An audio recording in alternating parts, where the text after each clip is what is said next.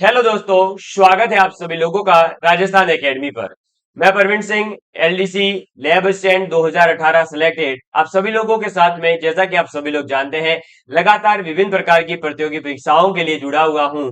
चाहे वो एलडीसी का एग्जाम हो, पटवारी का एग्जाम हो, ग्राम सेवक हो, लैब असिस्टेंट हो, या सेकंड ग्रेड मैथ्स हो, या इसके अलावा जो है आपके पीटेट बीएसटीसी जो भी प्रकार के एग्जाम्स हैं, उन सभी एग्जाम के लिए आप सभी लोगों के साथ में जुड़ा हुआ हूं और आपको समय समय पर जो भी मेरे द्वारा पॉसिबल होता है वो सब्जेक्ट्स पढ़ाने का प्रयास करता हूं।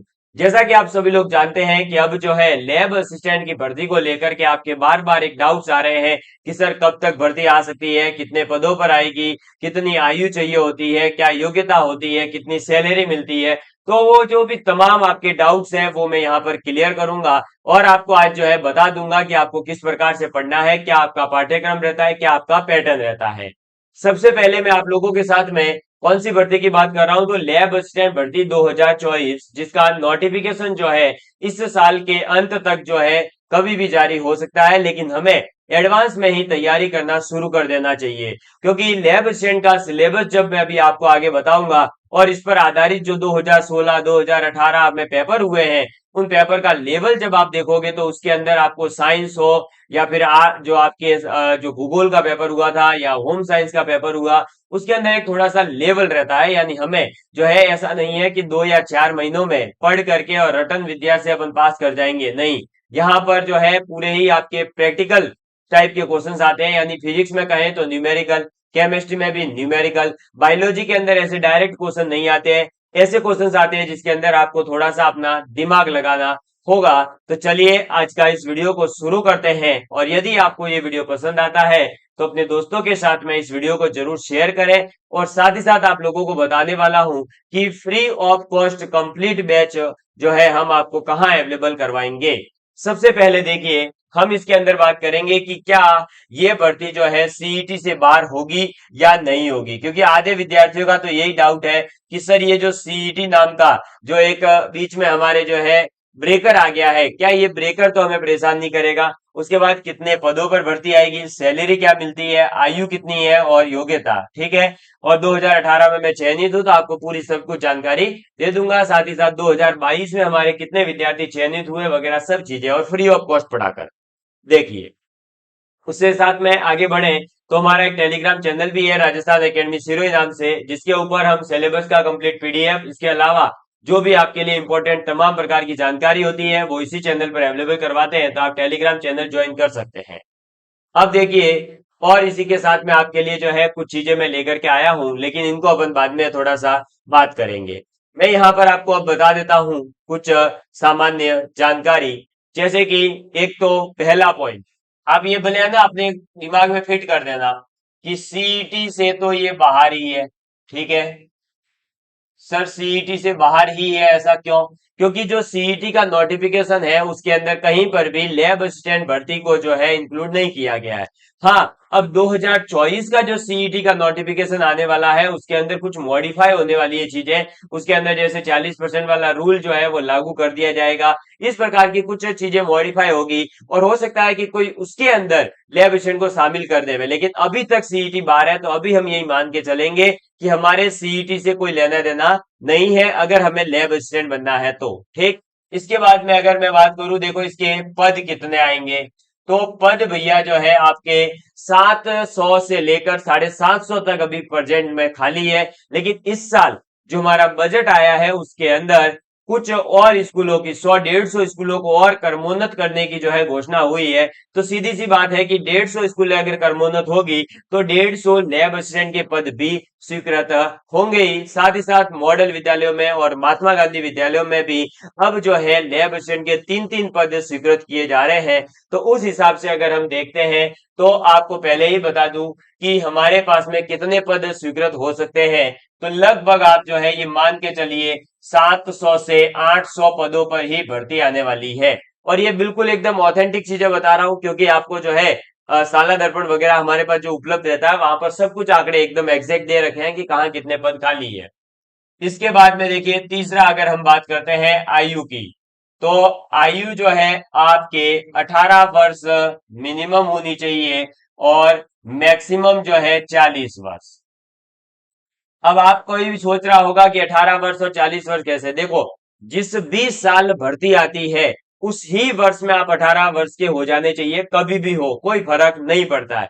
यानी अगर मान लीजिए जुलाई में नोटिफिकेशन आ रहा है तब भी 18 साल जो काउंट किए जाते हैं वो 1 जनवरी 2025 तक काउंट किए जाते हैं, यानी 31 दिसंबर 2024 तक अगर आप जो है कितने साल के होते हैं, 18 साल के हो जाते हैं, तो आप फॉर्म फिल करने के लिए एप्लीकेबल है। तो ये जो एज को लेकर आपके मन में डाउट रहता है, आप सीधा सीधा बस इतना याद रखें कि अगर आप जिस भी भर्ती की बात करें, इसी के लिए नहीं बता रहा हूं, सभी भर्तियों के लिए बता रहा हूं, जो भी भर्ती है उसका नोटिफिकेशन जिस वर्ष आया है उस वर्ष के अंदर अगर आप 18 वर्ष के हो जाते हैं, कभी भी भले नोटिफिकेशन आने से पहले चाहे नोटिफिकेशन आने के बाद, तो आप जो है एप्लीकेबल रहते हैं। कुछ ही ऐसी जो है अलग कंडीशंस रहती है जहां ये एप्लीकेबल नहीं होता, बाकी सभी भर्तियों में यही रूल रहता है। क्योंकि एक अगले साल का जो है जनवरी, या फिर अगर जनवरी में वैकेंसी आई है तो अगले साल का दिसंबर काउंट करके बताया जाता है 18 साल और 40 वर्ष। ठीक है, तो 18 वर्ष से लेकर 40 साल। वैसे ये 12वीं पास भर्ती है। योग्यता की अगर मैं बात करूं तो देखो, योग्यता, अगर योग्यता की बात की जाए तो योग्यता जो है आपके पास में 12th होनी चाहिए, है ना। और वो भी 12th किससे पास होनी चाहिए, साइंस स्ट्रीम से। साइंस स्ट्रीम का मतलब है SCIENCE, ठीक है। हाँ, साइंस स्ट्रीम का, क्योंकि कभी अगर ई इधर उधर कर दिया सीधा कमेंट आना शुरू हो जाते हैं, मैं पता है। अब धीरे धीरे हम इन चीजों को सीख गए हैं कि हाँ, विद्यार्थी जो है छोटी छोटी चीजें भी कई बार बहुत बड़े लेवल पर सोच लेता है। तो साइंस स्ट्रीम से विद्यार्थी होना चाहिए। साइंस स्ट्रीम का मतलब है कि आपके पास में 12th बोर्ड के अंदर फिजिक्स और केमिस्ट्री होना चाहिए। अब यहाँ पर जो है आपके अगर मन में आता है कि मेरे पास में तो बायो थी, मेरे पास में तो मैथ थी, अरे भाई बायो रही हो चाहे मैथ रही हो, अगर आपके पास ये दो सब्जेक्ट रहे हैं 12th में, फिजिक्स और केमिस्ट्री, तो आप एप्लीकेबल होते हैं लैब असिस्टेंट का फॉर्म भरने के लिए, साइंस स्ट्रीम के लिए। अभी आपको पता है कि भूगोल और होम साइंस के लिए भी जो है भर्ती आती है। तो भूगोल के लिए यही है कि भूगोल सब्जेक्ट होना चाहिए 12वीं में, और होम साइंस के लिए यही है कि 12वीं में आपके होम साइंस होना चाहिए, यानी ग्रह विज्ञान होना चाहिए। ठीक, उसमें भी सब कुछ यही सेम चीजें चलेगी। इसके बाद में सबसे ज्यादा जो है विद्यार्थी को चिंता रहती है कि मुझे आखिर सैलरी कितनी मिलेगी। तो भाई देखो, सैलरी की अगर मैं बात करूं, यानी आपका वेतन कितना रहेगा, तो यहाँ पर वेतन जो है दो प्रकार से मैं बताऊंगा। एक होता है प्रोबेशन पीरियड, है ना, प्रीविक्षा काल। ठीक, प्रीविक्षा काल होता है यानी प्रोबेशन पीरियड होता है, यानी अल्टीमेटली आप ऐसा समझ सकते हैं कि जैसे आरएएस अधिकारी होता है या फिर अन्य जो अधिकारी होते हैं उनके लिए जैसे कि ट्रेनिंग पीरियड रहता है, वैसे ही यहाँ पर हमारे लिए रहता है प्रोबेशन पीरियड। ठीक है, और प्रोबेशन पीरियड के दौरान जो लैब असिस्टेंट है वो आपके लेवल 8 और 2800 ग्रेड पे की नौकरी है। और 2800 ग्रेड पे के अंदर लेवल 8 है, क्योंकि ग्रेड पे में भी जो 2800 वाला है वो दो है, एक लेवल 8 है, एक लेवल 9 भी है। तो लेवल 8 जो है उसके लिए जो प्रीविक्षा काल में सैलरी रहती है वो 18,500 है। ठीक है, और लेवल 9 अपना है क्या, नहीं, लैब असिस्टेंट को लेवल 9 नहीं मिलता, 8 के बाद सीधा वो जो है आगे बढ़ता है। ठीक है, तो लेवल 8 जो है 18,500 परिवीक्षा काल में तो मिलेगा। ठीक है, इसमें से भी 10% जो है वो कटता है, तो अपने तो केवल अपने हाथ में आएगा कितना, कितना आ जाएगा भाई, 1850 चला जाता है, तो लगभग अपने पास 16,000 से कुछ ऊपर सैलरी हाथ में आती है। कब, प्रोबेशन पीरियड की बात कर रहा हूं। जैसे ही आपका प्रोबेशन पीरियड कंप्लीट हो गया, उस दिन से आप जो है इसके अंदर क्या करोगे, तो आपका जो है बेसिक सैलरी जो शुरू होती है 2800 ग्रेड पे में, वो सैलरी शुरू होती है आपके कहां से, 26,300 से। कहां से शुरू होती है, 26,300 से। उसके बाद में आपका जाता है 27,100, फिर 27,900, इस प्रकार से ये बढ़ता है। तो 26,300 बेसिक जो रहता है उसके अंदर आप अगर अपना उस टाइम का एचआरए और डीए मिला देते हैं, ठीक है, अभी एचआरए जो है 10% मान सकते हैं और डीए जो होता है वो 50% है, ऑलमोस्ट 50%, मतलब इसका 50% सैलरी का, तो 13,150 रुपए ये बनेगा। तो 39,000 के आसपास तो वैसी सैलरी हो गई, फिर 10% और एचआरए जोड़ दो, यानी 2630 और ऐड कर दो। तो जो है अल्टीमेटली मैं अगर आपको बताऊं तो अगर इस भर्ती में, यानी जो अब आने वाली भर्ती में आप सेलेक्ट होंगे, तब तक डीए और एचआरए और बढ़ चुका होगा, तो आपकी जो है सैलरी 40,000 रुपए आप मान लीजिए, है ना। ऑलमोस्ट 40,000 मान लीजिए। कब? जब आप सिलेक्शन हो जाएंगे तो आपकी प्रोबेशन पीरियड के बाद पहली सैलरी लगभग 40,000 आ जाएगी। और अगर जो है ये भर्ती मतलब सिलेक्शन होने तक और आपकी ज्वाइनिंग तक जो है थोड़ी सी आगे बढ़ती है तो हो सकता है डीए जो है बढ़ता रह रहा है तो 40,000 प्लस भी हो सकती है। ठीक है, तो 40,000 रुपए आप मान सकते हैं। 12वीं पास विद्यार्थी और कोई डिप्लोमा नहीं, किसी प्रकार की कोई अन्य सर्टिफिकेट वगैरह की जरूरत नहीं है। हाँ, इसके साथ में देखो यहां पर बता दूं, क्वालिफिकेशन में 12वीं के साथ में एक चीज और चाहिए होती है, और वो चीज जो है बहुत आसानी से हर कोई ला सकता है। RSCIT का सर्टिफिकेट। सर ये RSCIT का सर्टिफिकेट जरूरी है क्या? हाँ, RSCIT का सर्टिफिकेट राजस्थान के अंदर कोई भी भर्ती प्रतियोगी परीक्षा हो सभी के लिए ये बहुत ज्यादा जरूरी है। इसलिए यदि आपने इसी साल 12वीं पास करी है तो आज से ही RSCIT का फॉर्म भर दो, अगले 3 महीने में सर्टिफिकेट आपके पास होगा। क्योंकि हम आधे विद्यार्थी तो ऐसी गलतियां करते हैं जिसको जो है हम बिल्कुल ये कहें कि पागलों वाली गलती है। जैसे अभी RSCIT करनी है तो ये गर्मियों की छुट्टी में भी आप कर सकते हो। मैंने खुद ने, जैसे ही मेरे 12वीं कंप्लीट हुई मुझे पता चला अब मुझे गवर्नमेंट सर्विस की तैयारी करनी है, मैंने RSCIT कर ली। क्यों? क्योंकि ये तो कम से कम कहीं आगे अपना काम नहीं अटकावे। छोटी छोटी चीजों को जो है अभी से ध्यान रखिए। तो RSCIT आप अभी ही शुरू कर दो, फिर आगे आपके कहीं दिक्कत नहीं आएगी। समझ में आई बात? रनिंग में है तब भी दिक्कत नहीं देता है। तो सैलरी मैंने आपको बता दी ऑलमोस्ट 40,000 हो जाएगी। प्रोबेशन पीरियड में फिक्स रहती है, उसके बाद तो वो HRA पर डिपेंड करेगी और डीए पर डिपेंड करेगी। ठीक है, डीए बढ़ता रहता है इसलिए हर 6 महीने में बढ़ता है। ठीक है, वैसे अच्छी खासी सैलरी मिल जाएगी। और अब हम थोड़ा सा बात कर लेते हैं हमारा काम के बारे में, है ना। इसमें मैं पूरा आपको बता देता हूं ताकि बार बार आपको कहीं और कोई वीडियो देखने की जरूरत ही नहीं है। अब देखो कार्य की अगर मैं बात करूं तो कार्य आपका सबसे पहले तो प्रयोगशाला से रिलेटेड रहेगा, यानी लैब से रिलेटेड रहता है। ठीक है, प्रयोगशाला से रिलेटेड, संबंधित, अब इतना लिखने से बढ़िया रिलेटेड। तो लैब से रिलेटेड मतलब आपके पास में लैब के जो है रजिस्टर रहेंगे जिसके अंदर स्थायी स्टॉक वाला अलग होता है, अस्थायी वाला अलग होता है। उसके अंदर जो भी लैब में सामग्री है वो सब उसके अंदर जो है लिखी हुई रहती है। कितनी क्वांटिटी आई थी, कितने पैसे में आई थी, कहां से आई थी, वो सब वहां पर जो है आपको एंट्री की हुई रखनी होती है और हर एक सामान का ध्यान रखना है। इसके अलावा अगर जो है मान लीजिए आपके विद्यालय के अंदर अध्यापकों की कमी है तो आपको पढ़ाने का भी काम दिया जा सकता है। तो पढ़ाने का कार्य, हाँ, लेकिन आप जो है फिर वहां पढ़ाने के कार्य के लिए जिम्मेदार नहीं होते हैं। यानी आपका ना ही तो कोई रिजल्ट बनता है, ना ही आपके रिजल्ट का कोई जो है खराब रह गया तो आपको नोटिस मिलेगा या आपके पास आपके ऊपर कोई कार्रवाई नहीं होती है, क्योंकि लैब असिस्टेंट का जो है कार्य नहीं है पढ़ाने का। आप तो 12वीं पास होते हैं, लेकिन आप सहायता के लिए आपको जो है प्राइमरी स्कूल जैसे है, अगर आपका स्कूल बड़ी है, 1st to 12th पूरा ही है, तो आपको 1st to 6th 8th 7th 8th की क्लास दे सकते हैं। आपको इंटरेस्ट है तो आप 12वीं क्लास को भी पढ़ा सकते हैं मेरी तरह। मैं 12वीं वालों को पढ़ाता हूँ, मैथ्स फिजिक्स 11th 12th दोनों को ही पढ़ा रहा हूँ। तो वो आपका शौक रूपी जो है आप कुछ भी कर सकते हैं। स्कूल के अंदर आपकी इच्छा है तो आप आर्ट्स के सब्जेक्ट पढ़ा सकते हैं, किसी को ज्योग्राफी जाके पढ़ा दिए, वो आपका शौक रूपी आप परेड ले सकते हो। लेकिन आप प्रिंसिपल को मना भी नहीं कर सकते यहाँ पर कि आप ये कार्य नहीं करेंगे। अगर हाँ स्टाफ है और आपको परेशान करने के लिए ऐसा इस प्रकार का कुछ रहता है तो वो अलग चीज रहती है। वो सब सर्विस की बात की बात है ना, सर्विस में लग जाओगे उसके बाद की बात है, पहले सर्विस में लगे तो पढ़ाने का कार्य आपको दिया जा सकता है। इसके अलावा अगर आपको इंटरेस्ट है तो आप LDC वाला काम कर सकते हैं, बाबू का मतलब। इसके अलावा और भी आपकी जो इच्छा है वो कार्य कर सकते हैं ऐसा। लेकिन सबसे इंपॉर्टेंट आपका जो काम होता है वो प्रयोगशाला से रिलेटेड रहता है। वहां पर स्टॉक रजिस्टर है वो वगैरह सब आपको पता होना चाहिए, और आपको प्रैक्टिकल्स वगैरह जो है आने चाहिए। ऐसा जरूरी नहीं है आप ही करवाएंगे, आपके लेक्चरर आपके साथ रहते हैं, लेकिन आप अपने शौक रूपी सीखिए। देखो इंसान को हमेशा सीखते रहना चाहिए, तो आप सीख सकते हैं। ठीक है, हम सर्विस में होने के बाद भी देखो पढ़ाने का शौक है तो स्कूल में भी पढ़ा रहे हैं, घर आकर के भी आप लोगों को सहायता कर रहे हैं। तो वो आपकी इच्छा है ना, जो करना चाहता है व्यक्ति वो करता है।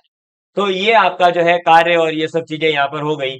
अब हमारे पास देखो कुछ रह क्या क्या। देखो पद के बारे में बात कर ली, सैलरी की बात कर ली, आयु की बात कर ली, योग्यता की बात कर ली, सीईटी की बात कर ली, कार्य के बारे में बात कर ली। अब हमारा जो है सबसे मेन इंपॉर्टेंट भाग आता है कि सर ये सब बातें तो ठीक है, हमारा चयन किस प्रकार से होगा, है ना। तो हमारा सबसे मेन इंपॉर्टेंट पॉइंट है पैटर्न और एग्जाम के बारे में पूरी बात करते हैं अब। ठीक, देखिए एग्जाम के अगर बारे में बात करें तो हमारे पास में पहले तो इसके अंदर पेपर एक ही होता था, लेकिन अब जो है पेपर दो होते हैं। कितने पेपर होते हैं? दो पेपर होते हैं। कौन कौन से हैं पेपर, तो मैं आपको बता देता हूं। पेपर फर्स्ट आपका रहेगा जीके का, है ना। पेपर फर्स्ट जो है वो आपका जीके का रहेगा। अब कौन सा जीके आता है, क्या आता है, वो सब बताया जाएगा। इसी के साथ में आपके पास में पेपर सेकंड जो है वो आपका रहता है सब्जेक्ट का। ये सभी कॉमन चीजें हैं, चाहे वो फिर है ना साइंस से हो, चाहे ज्योग्राफी से हो, चाहे आपका होम साइंस से हो, सभी के लिए है। जीके का सिलेबस जो है ऑलमोस्ट सभी का सेम है। हाँ, ज्योग्राफी वाले में जो है राजस्थान ज्योग्राफी का पोर्शन थोड़ा कम है, क्योंकि उनके ऑलरेडी ज्योग्राफी सब्जेक्ट में आ जाएगा। हाँ, सब्जेक्ट के अंदर अगर बात करें तो साइंस की अभी बात कर रहे हैं, ज्योग्राफी के लिए मैं अलग से वीडियो बना दूंगा। साइंस के अंदर अगर मैं सब्जेक्ट की बात करूं तो आपकी क्या आएगा, एक तो आएगा फिजिक्स, दूसरी आपकी आएगी केमिस्ट्री, और तीसरा आपके आ जाएगा बायोलॉजी। ठीक है। अगर केमिस्ट्री और फिजिक्स की बात करूं तो 10-10 यूनिट हमारे सिलेबस के अंदर है। हाँ, बायोलॉजी की जो है ऑलमोस्ट हमारे पास में जो है 40 के आसपास यूनिट्स रहती है। लेकिन वो अभी अपन पूरा पीछे जो है डिस्कस कर लेंगे कि किसका क्या सिलेबस है। ठीक है, तो ये इसमें बस इधर इधर नहीं, क्योंकि बायोलॉजी है ना, बस इतना। तो ये ऑलमोस्ट इनका ये सिलेबस रहेगा। जीके के अंदर क्या आता है, तो जीके के अंदर जो है साइंस वालों के लिए एक तो रहेगा ज्योग्राफी का पोर्शन, और एक रहेगा आर्ट एंड कल्चर, और साथ में हिस्ट्री वाला पोर्शन। यानी आपको कोई पॉलिटी इकोनॉमिक्स वगैरह पढ़ने की जो है कम जरूरत पड़ेगी। हाँ, अब जो है जीके के अंदर देखो, आर्ट एंड कल्चर और ज्योग्राफी क्यों लगा sir, psychology in current affairs ने इंडिया जीके वो भी तो आता है। अरे वो आता है, लेकिन मेन जो भाग रहता है वो राजस्थान के ज्योग्राफी और करंट अफेयर के आर्ट एंड कल्चर और हिस्ट्री से रिलेटेड रहता है। ठीक, अब हम इसके अंदर क्या पढ़ना है और इसके पूरे पैटर्न को जानते हैं, देखिएगा। ये देखिए, तो अब हमारे पास में जैसा कि मैंने आपको बताया कि हमारे पास में जो है दो पेपर होने वाले हैं, तो दोनों पेपर आपको पहले ही बता दूं, दोनों के दोनों पेपर 200-200 नंबर के होंगे। 100-100 क्वेश्चन आपके पास आने वाले हैं, यानी हर क्वेश्चन 2 नंबर का। तो टोटल आपके पास में जो है 200 नंबर का पहला पेपर होगा, और 200 नंबर का ही सेकेंड पेपर होगा। ठीक है। हर पेपर के अंदर कितने क्वेश्चन होंगे, 100 क्वेश्चन आने वाले हैं। एक क्वेश्चन का जो है मार्क्स कितना रहेगा, तो 2 मार्क्स रहता है। नेगेटिव मार्किंग कितनी रहेगी, तो 1/3 आपके नेगेटिव मार्किंग रहती है। ठीक है, ये आपको पूरा पता चल गया। इसी के साथ में इसके अंदर जो है आपके 2 घंटे इस पेपर के लिए भी मिलेंगे, है ना, और इसके लिए भी 2 घंटे मिल जाएंगे आपको। क्लियर। हाँ, फाइनल जो कट ऑफ बनेगी आपकी, वो इन 400 नंबर में से बनती है। यानी यहाँ पर ऐसा कोई नहीं है कि जीके के मार्क्स कम जुड़ेंगे या उसके कम, ऐसा कुछ भी नहीं है। हाँ, 400 नंबर पूरे के पूरे जो है आपके लिए काम के हैं। तो अब आप ये समझ गए होंगे सीधे सीधे कि आप चाहे जीके के अंदर ज्यादा नंबर लाओ, चाहे आप जो है आपके सब्जेक्ट वाले में ज्यादा नंबर लाओ, जिसमें भी आप ज्यादा ला सको उसमें ला लेना, कोई फर्क नहीं पड़ेगा। 400 नंबर तो 400 ही रहेंगे।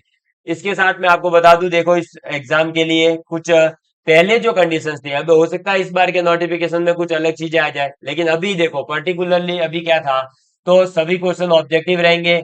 न्यूनतम आपको 40% अंक लाने ही लाने हैं। ठीक है। हाँ, इसके अंदर भी जो एससी और एसटी कैटेगरी से अगर कोई विद्यार्थी है तो उसके 35% ही लाने होते हैं। फिर प्रत्येक का 1/3 नेगेटिव रहेगा। अब हम बात करते हैं पर्टिकुलर सब्जेक्ट वाइज सिलेबस की।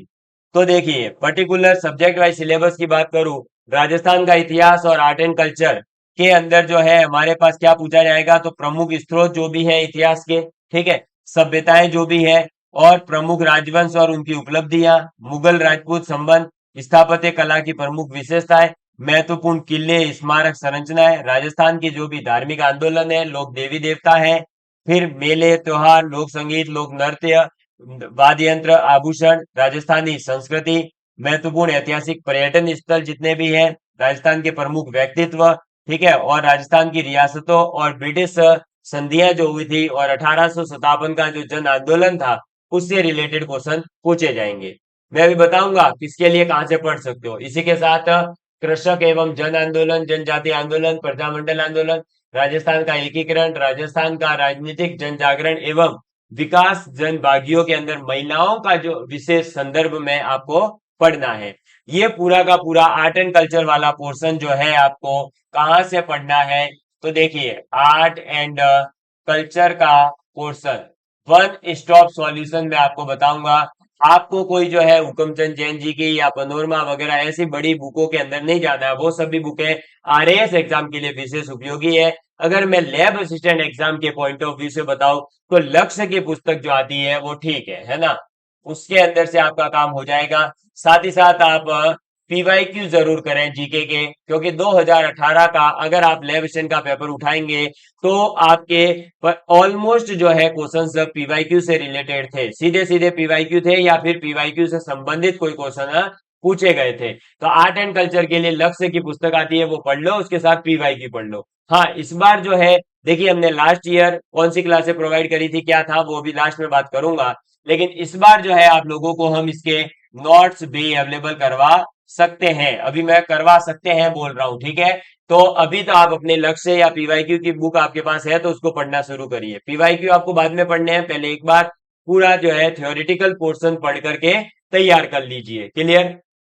इसके बाद में ये पूरा है राजस्थान की ज्योग्राफी, जिसके अंदर 16 टॉपिक आपको पढ़ने हैं। और एक सीधे से यहाँ पर बात बता दो कि जो राजस्थान ज्योग्राफी है वो आपको न्यू ज्योग्राफी पढ़नी होगी। न्यू ज्योग्राफी का मतलब है कि आपकी अपडेटेड 50 जिलों के अकॉर्डिंग, ठीक है। तो जियोग्राफी जो है वो आपको क्या करना पड़ेगा, तो अपडेटेड पढ़नी है, न्यू ज्योग्राफी पढ़नी पड़ेगी। और न्यू ज्योग्राफी से जो है आपके स्थिति और विस्तार पर थोड़ा सा फर्क पड़ा है। इसके अलावा आपकी जो है नदी कौन कौन से जिलों से जा रही थी तो वहां जिले बढ़ गए हैं। आपके भौतिक विभाग के अंदर मरुस्थल प्रदेश जो है वो ज्यादा जिलों में हो गया है, अरावली का प्रदेश है, पूर्वी मैदानी प्रदेश है, ठीक है। तो वो सब आपको डिटेल पढ़ना है, लेकिन न्यू अपडेटेड पढ़नी है। अब न्यू अपडेटेड के लिए अभी कोई बुक जो है वो नहीं लेनी है। क्यों नहीं लेनी है? क्योंकि जब तक हिंदी ग्रंथ एकेडमी की बुक नहीं आ जाती है तब तक आपको मार्केट से कोई पुस्तक लेने की जरूरत नहीं है। हाँ, आप अपनी इच्छा अनुसार जो है कुछ नया पढ़ना चाहो तो जो पुराना जीके था उसके अंदर वो 50 जिले जो है उनको ऐड करके पढ़ सकते हो। और आपके लिए न्यू अपडेटेड ज्योग्राफी का कंप्लीट जो है सॉल्यूशन मैं बहुत जल्दी लेकर के आ रहा हूं, इसलिए आपको टेंशन लेने की जरूरत नहीं है। तो अभी बुक वगैरह इसलिए नहीं खरीदनी क्योंकि वो खरीदनी है क्योंकि उसके अंदर किसी प्रकार का छोटा मोटा चेंज होता है। तो देखो ऐसा है कि फ्री बैच अगर कोई यूट्यूब पे होगा तो उसके अंदर कोई फर्क नहीं पड़ता आपको, आपने पढ़ लिया तो नॉलेज मिल गया, काम आ गया तो ठीक है, नहीं काम आया तो भी ठीक है। लेकिन बुक के तो फालतू में अपने पैसे नहीं जाने चाहिए कम से कम। तो जब तक आपको बताया नहीं जाए तब तक आपको ज्योग्राफी की कोई बुक नहीं खरीदनी है। उसके बाद राजस्थान के करंट अफेयर्स के लिए स्टॉप सॉल्यूशन एक ही है, न्यूज़पेपर डेली पढ़ते रहो, है ना, डेली पढ़ो। वैसे भी पढ़ लेना चाहिए, न्यूज़पेपर पढ़ने से कोई घाटा तो होता है नहीं। और साथ में जो है आप मूमल वगैरह आपकी इच्छा हो तो करंट अफेयर्स की जो मैगजीन आती है वो 100 रूपी पढ़ लिया करो, उसमें से क्वेश्चन मिल जाते हैं। विश्व और सामान्य भारत का ज्ञान पढ़ना है और शैक्षणिक मनोविज्ञान, ये दोनों पोर्शन जो है आपको बता दूं लास्ट ईयर की भर्ती में ही ऐड हुए थे और लास्ट ईयर तो इनसे कोई क्वेश्चन पूछा है नहीं। अब जो है आपको बता दूं कि जैसे भारत और विश्व का सामान्य ज्ञान है उसके अंदर आपको पर्वत पठार नदी वगैरह के बारे में पढ़ना है। तो ये आपको जो है या तो हमारे ऊपर डिपेंड रहना या फिर आप अपने इच्छा अनुसार जो है कोई भी एक कोचिंग की, जैसे लुसेंट की बुक आती है, दृष्टि आईएएस की एक सामान्य ज्ञान की क्यूक बुक आती है, उसमें से आप जो है पढ़ सकते हैं। मनोविज्ञान वगैरह इसके लिए है ना कोई बड़ी पुस्तक पढ़ने की जरूरत नहीं है, सामान्य जो है आप ऊपर ऊपर से पढ़ सकते हैं। इसके लिए 12वीं की जो 11वीं 12वीं में साइंस आर्ट्स के विद्यार्थी होते हैं, साइंस के अलावा जो भी विद्यार्थी है उन्होंने मनोविज्ञान पुस्तक का नाम सुना होगा, उसको थोड़ा बहुत आप पढ़ सकते हो। वैसे हम ये जो है आपको पोर्शन करवा देंगे, मतलब फर्स्ट पेपर के अंदर जो है आपको अभी क्या पढ़ना है, तो आर्ट एंड कल्चर वाला पोर्शन तैयार करो, करंट अफेयर जो है डेली पढ़ते रहो। ज्योग्राफी के अंदर जो है आप न्यू अपडेटेड चीजें जो है 50 जिलों के नाम याद कर लो, 10 जो नए संभाग बन गए उनको याद कर लो, कौन से संभाग में कौन सा जिला आता है ये याद कर लो, है ना। ऐसे छोटी मोटी चीजें धीरे धीरे याद करते रहिए तो हमारे पास जो लंबा समय है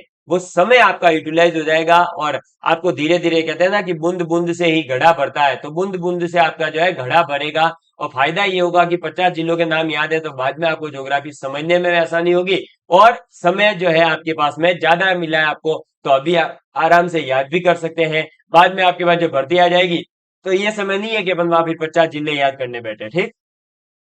अब बात करते हैं पेपर 2 की। तो पेपर 2 के लिए जो है हमारे पास में पूरी जीव विज्ञान के अंदर देख लीजिए, आपके जीव विज्ञान के अंदर दो भाग होते हैं, बॉटनी और जूलॉजी वाला पोर्शन। तो पहले जो है आपको बॉटनी का पोर्शन दे रखा है, जिसके अंदर देखो शैवाल, कवक और ये सब दे रखे हैं। फिर आवृत पादपी का जो आकारिकी होता है, ठीक है। फिर पादप शरीर के बारे में है, पादप कारिकी है, फिर पर्यावरण अध्ययन के बारे में भी आपको पढ़ना है। इसके बाद में बायोटेक्नोलॉजी पढ़नी है, पादपों का आर्थिक महत्व पढ़ना है, कोशिका के बारे में पढ़ना है। इसके बाद में अगर अपन बात करें किसकी, जूलॉजी वाले पोर्शन की, तो इसके अंदर भी 8 टॉपिक है। तो टोटल बायोलॉजी के कितने टॉपिक हो गए, तो बायोलॉजी के जो है 16 टॉपिक हो जाएंगे। तो 8 + 8 कितने टॉपिक है, 16 टॉपिक है। ये 16 के 16 टॉपिक आपको 11th-12th की एनसीईआरटी के अंदर मिल जाएंगे। तो आप जो है बायोलॉजी को पढ़ने के लिए अभी से ही क्या करो, बायोलॉजी की जो किताब है कौन सी वाली, तो 11th एंड 12th की जो है बुक, उसको पढ़ना शुरू कर दो। अब जरूरी नहीं है कि आप 11th-12th की एनसीईआरटी ही पढ़े, अगर आपके पास में आरबीएससी बोर्ड की किताबें भी हैं तो आप उनको भी पढ़ सकते हैं, उनके अंदर भी काफी अच्छा कंटेंट दे रखा है, कोई समस्या नहीं है। और इनकी प्रैक्टिस के लिए जो है आप अपने सिलेबस के अकॉर्डिंग, है ना, केवल ये 16 टॉपिक के अकॉर्डिंग आप नीट और जो एम्स के पहले पेपर होते थे, एआईपीएमटी के पेपर होते थे, उसमें आए हुए जो क्वेश्चंस है उनको कर सकते हैं। सर ये कहां पर मिलेंगे, तो आप इसके लिए जो है कोई भी ऑनलाइन यूट्यूब पर बहुत सारे नीट से रिलेटेड बैच है ना, उनमें से कहीं पर भी जो है नीट से रिलेटेड फ्री जो कोचिंग है वहां से कोई मॉड्यूल वॉड्यूल है वो पढ़ लीजिए, आपका काम हो जाएगा।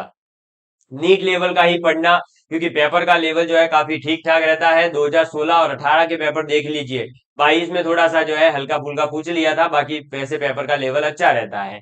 इसके बाद में भौतिक विज्ञान, ये जो है इसके अंदर 10 टॉपिक है, जिसमें आपको रिजिड बॉडी पढ़ना है, थर्मोडाइनमिक्स पढ़ना है, ऑक्सीडेशन पढ़ना है, वेव पढ़ना है, ठीक है।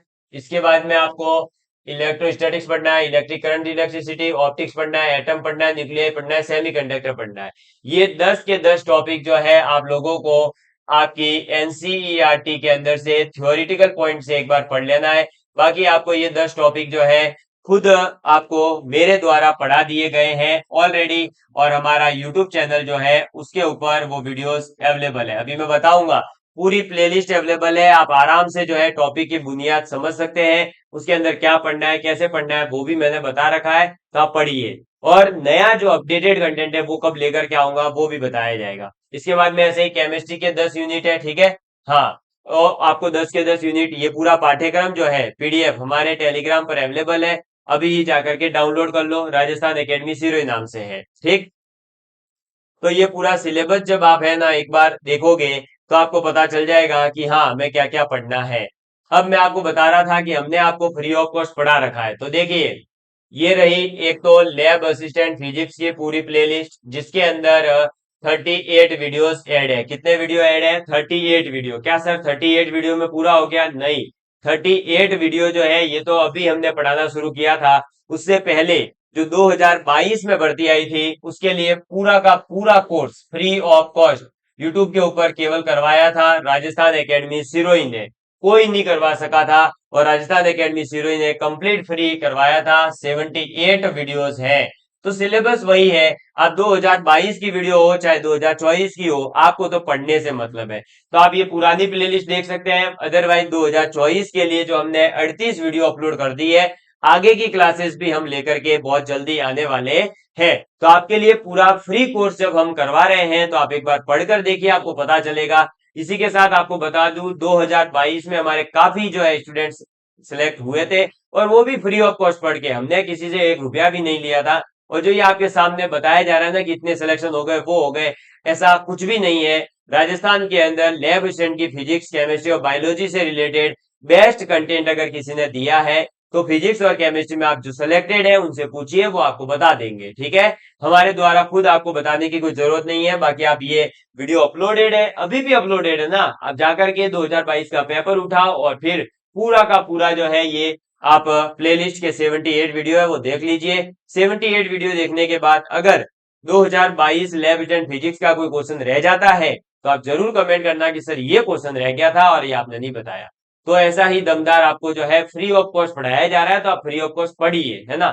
चलिए, तो ये पूरा आपको जो है मैंने बता दिया है। अब आप क्या करें, तो आपके पास में अच्छा खासा समय है, आप क्या कर सकते हैं, तो इस समय को यूटिलाइज करिए, राजस्थान जीके की बेसिक बुनियाद अपने जो है तैयार करिए, है ना। आप 12th पास विद्यार्थी है, बहुत अच्छा मौका है, जल्दी लग जाओगे तो फायदा ही फायदा है, प्रमोशन जल्दी होगा, आपकी कम एज में नौकरी लग जाएगी, आप सेटिस्फाइड हो जाएंगे लाइफ में, मतलब जो दिमाग में टेंशन रहता है वो खत्म हो जाएगा। उसके बाद आप आरएएस आईएएस जिसकी भी तैयारी करना चाहें उसकी तैयारी कर सकते हैं और अपने जो बड़े सपने हैं उनको पूरा कर सकते हैं। और इसी के साथ मैं यही कहना चाहूंगा कि बदल जाओ वक्त के साथ या फिर वक्त बदलना सीखो, मजबूरियों को मत कोसो, हर हाल में चलना सीखो। आज का दौर जो है कंपटीशन का है और कंपटीशन के दौर में वही जीतता है जो या तो बहुत तेज दौड़ना जानता है या फिर जो है धीरे धीरे चल करके लेकिन कंटिन्यूअसली दौड़ना चाहता है। या तो कंटिन्यूअसली आपको 1 1.5 साल 2 साल दौड़ना आना चाहिए या फिर आप बहुत फास्ट दौड़ने वाले हो। बहुत फास्ट का मतलब है आप 3 4 महीने में ही जो है इतनी कैपेसिटी हो कि आपको जीके भी याद हो जाएगा, आप साइंस भी कंप्लीट कर लेंगे। और या फिर आप जो है लॉन्ग टर्म में 2 साल 1.5 साल का समय मानते हुए अपनी जो है तैयारी करते रहिए, धीरे धीरे एक एक टॉपिक को कंप्लीट करिए, उसके पीवाईक्यूज लगाइए, ऑटोमेटिकली धीरे धीरे आपका कंटेंट तैयार होगा और फिर आपको कॉन्फिडेंस आएगा कि हाँ अब मैं जो है तैयार हूं। क्योंकि सिलेक्शन आखिर उसी व्यक्ति का होता है जिसने भर्ती के पहले ही जो है 1 2 बार सिलेबस कर रखा होता है, फिर भर्ती आने के बाद तो वो केवल और केवल रिवीजन पर फोकस करता है, केवल और केवल प्रैक्टिस पर फोकस करता है, एक्यूरेसी पर फोकस करता है, टाइम मैनेजमेंट पर फोकस करता है, रिवीजन पर फोकस करता है। ऐसा नहीं है कि वैकेंसी आने के बाद वो तैयारी कर रहा है, नहीं, उसको जो है पहले से तैयार करना होता है। जो बायोलॉजी का विद्यार्थी है उसको फिजिक्स है, केमिस्ट्री के अंदर फिजिकल केमिस्ट्री वाला पोर्शन है, वो टफ लगेगा, तो वो क्या कर सकता है, अभी से ही उसको पढ़ना शुरू करिए। अभी से जब धीरे धीरे आप पढ़ेंगे तो आपकी आदत में आ जाएगा और फिर आपको आसान लगेगा। मुझे उम्मीद है कि आप लोगों को आज सभी चीजों के आपके जो भी डाउट्स होते हैं वो सब क्लियर हो गए होंगे। भर्ती कब आएगी तो वापस से बता देता हूं, 2024 के अंदर भर्ती आने के पूरे चांस है, तो आप तो तैयारी करते रहिए। देखो आपके पास में जो है ना तैयारी करने का एक ऑप्शन है, तो आप तैयारी करिए, वरना क्या करोगे, अपना समय व्यर्थ कर रहे हो, समय व्यर्थ करने से कोई फायदा तो होगा नहीं, इससे बढ़िया तैयारी कर लेना। तो आप सभी लोग इसी प्रकार से जुड़े रहिएगा और मुझे उम्मीद है कि आप सभी लोगों को बातें समझ में आई होगी। पुरानी वीडियोस अवेलेबल है, उनको देखिए, नोट्स बनाइए, है ना। फिजिक्स तो वही रही है, उसमें कोई चेंज तो आया है नहीं, जो चेंज आया अपडेटेड कंटेंट है वो हम आपको प्रोवाइड करवा देंगे। तो धन्यवाद, जय हिंद, जय भारत। और यदि और किसी प्रकार का कोई डाउट है तो आप बेझिझक निश्चित रूप से हमसे पूछ सकते हैं।